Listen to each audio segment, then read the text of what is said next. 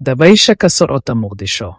Dabayshu waxay boodhka ku soo rogtay luuqyada magaalada Muqdisho, waxaanay soo dhaaftay darbiyadii burburay iyo baabuur gubtay oo aad mooddo inay xasuusan tahay sidii ay wax ahaayeen.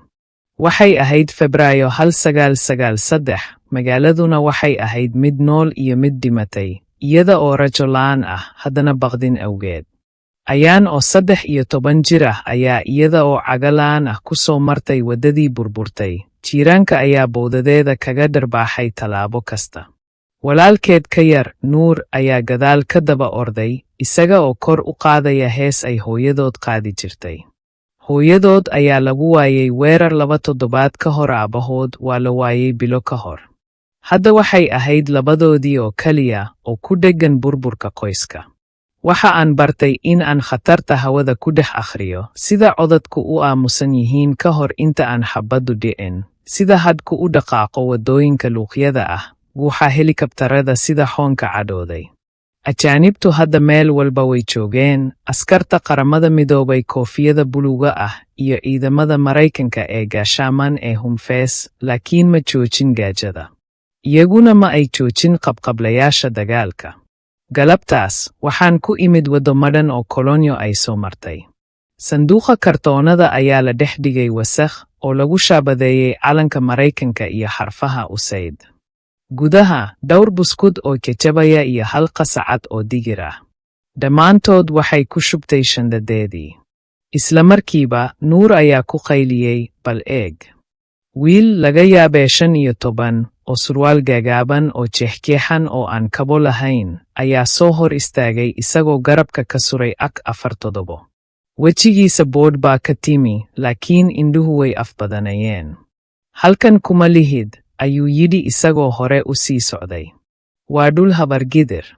Waan istaagay, hal gacan oo garabka ka haya Nuur. Waxaan raadinaynaa kaliya biyo. Inankii indhihiisii waxay ku soo dhacday shandadeedii. Taasi annagaa leh hadda. Waan ka labalabeeyey. Orod bay ku fikirtay. Dabadeed, gadaashooda ayaa cod qoto dheer ka dhawaaqay. Sahal. Qofna uma baahna inuu ku dhinto digirta qasacadaysan. Nin dheer oo ku labisan dirayska tantan ayaa ka soo baxay darbi jabay gadaashiisa, askari Maraykan ah. Dhalinyaro, madow, qorigiisii waa la dhacay laakiin lama kicin.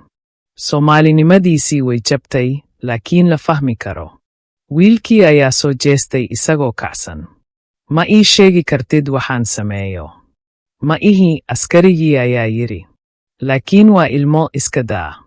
Gacmihii wiilka ayaa gariiray. Walaashay iga yar ayaa gaajaysan isbuucii hore. Askarigii ayaa si tartiib ah u ruxay.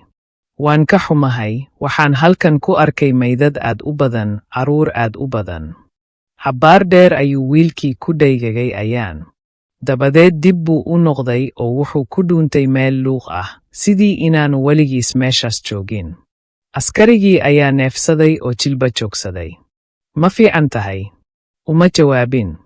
Way garan weyday inay fiican tahay iyo in kale.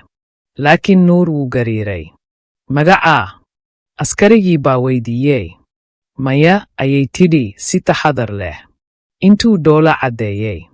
Anigu waxaan ahay Marcus.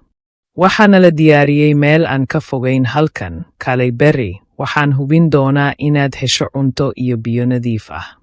Way garan weyday inay rumaysatay iyo in kale.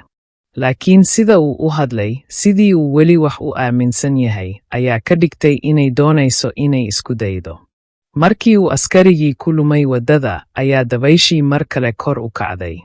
Waxaan ku xoojiyey shandaadii oo aan u soo jeestay xagga guriga, si kastaba ha ahaatee hadda.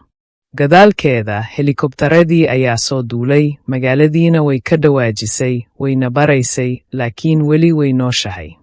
Isoo ogeysii haddii aad jeclaan lahayd in lagu balaadhiyo gabaldheer ama aragti ka duwan, laga yaabee askariga Maraykanka ama ninka dhalinyarada ah ee hubaysan.